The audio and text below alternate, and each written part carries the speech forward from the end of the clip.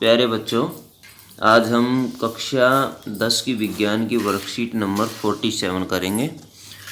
आज का हमारा टॉपिक है तत्वों का आवर्त सारणी में वर्गीकरण या आधुनिक आवर्त सारणी में तत्वों की स्थिति के बारे में जानेंगे। आधुनिक आवर्त सारणी में 18 ऊर्ध्व स्तंभ जिन्हें समूह कहा जाता है, जबकि 7 क्षैतिज पंक्तियाँ जिन्हें आवर्त कहा जाता है। आइए देखते हैं कि किसी समूह अथवा आवर्त में तत्वों की स्थिति किस बात पर निर्भर करती है। ऊर्ध्व स्तंभ, यदि हम आधुनिक आवर्त सारणी के समूह 1 के तत्वों को लेते हैं और समूह 1 के पहले 3 तत्वों का इलेक्ट्रॉनिक विन्यास देखते हैं। हाइड्रोजन का इलेक्ट्रॉनिक विन्यास 1, लिथियम का 2-1, सोडियम का 2-8-1।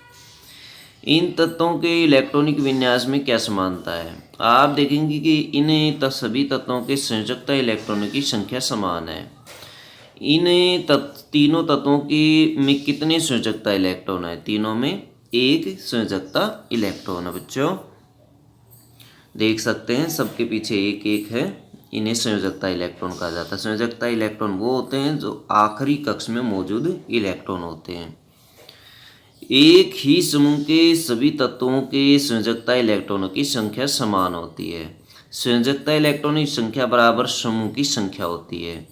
किसी समूह में ऊपर से नीचे की ओर जाने पर कोषों की संख्या बढ़ जाती है।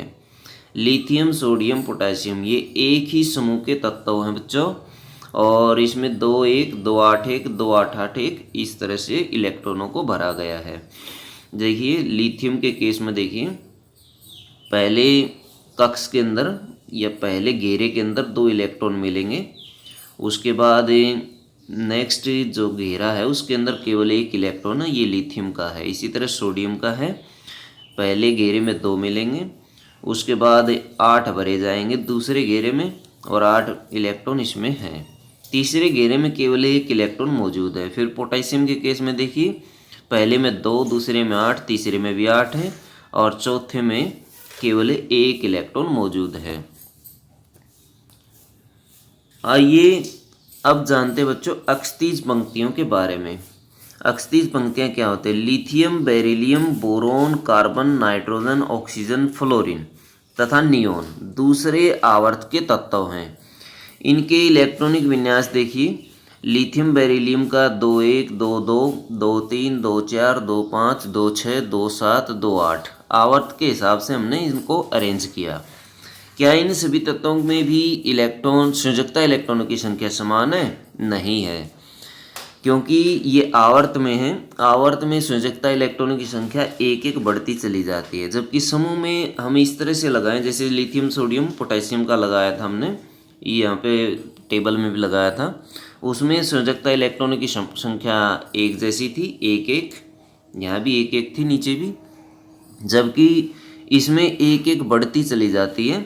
1, 2-1, 2-2, 2-3, 2-4, 2-5, 2-6, 2-7, 2-8 इस तरह से। क्या इनके कोषों की संख्या समान है? हाँ, इनके कोष बराबर हैं, क्योंकि सबके अंदर 2 कोष हैं, तो सब में देख सकते हैं कोषों की संख्या बराबर है। इन तत्वों के संयोजकता इलेक्ट्रॉनों की संख्या तो भिन्न है, लेकिन इनमें कोषों की संख्या समान है। आवर्त में बाईं से दाईं ओर जाने पर परमाणु संख्या में इकाई की वृद्धि होती है और संयोजकता इलेक्ट्रॉन की संख्या में भी इकाई की वृद्धि होती है।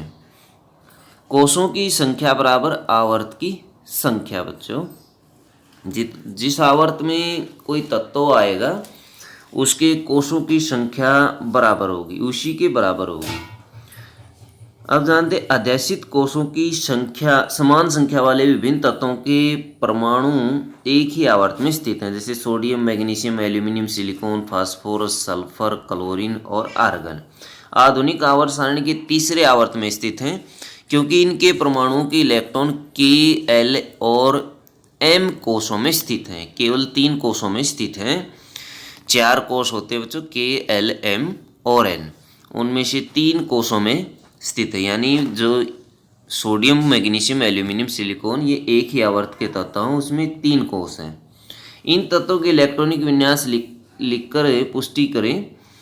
किसी कोष में इलेक्ट्रॉनों की अधिकतम संख्या एक सूत्र 2n² पर निर्भर करता है, जहां n नाभिक से नियत कोष की संख्या को दर्शाता है। उदाहरण के लिए K कोष यहाँ पर हम रखते एक के कोष के लिए, तो एक का वर्ग करेंगे दो, एक ही आएगा, और दो के साथ गुणा करेंगे तो दो मिलेगा हमें। प्रथम आवर्त में दो तत्व हैं, प्रथम आवर्त में दो तत्व हैं। दूसरे आवर्त में एल कोस के अकॉर्डिंग देखेंगे, दो का स्क्वायर 4 दूनी 8, दूसरे आवर्त में 8 तत्व हमें मिलेंगे। इसी तरह से तीसरे आवर्त में आप तत्वों की संख्या ज्ञात कर सकते हैं। तो तीसरे, चौथे, पाँचवें और छठे, सातवें आवर्त में क्रमशः 8, 18, 18, 32 और 32 तत्व होंगे। इस तरह से आप तत्वों की संख्या ज्ञात कर सकते हैं। आइए कुछ प्रश्न करते हैं। फ्लोरीन क्लोरीन समूह 17 से संबंधित हैं। इन दोनों के बाहरी कोष में उपस्थित इलेक्ट्रॉनों की संख्या ज्ञात करें।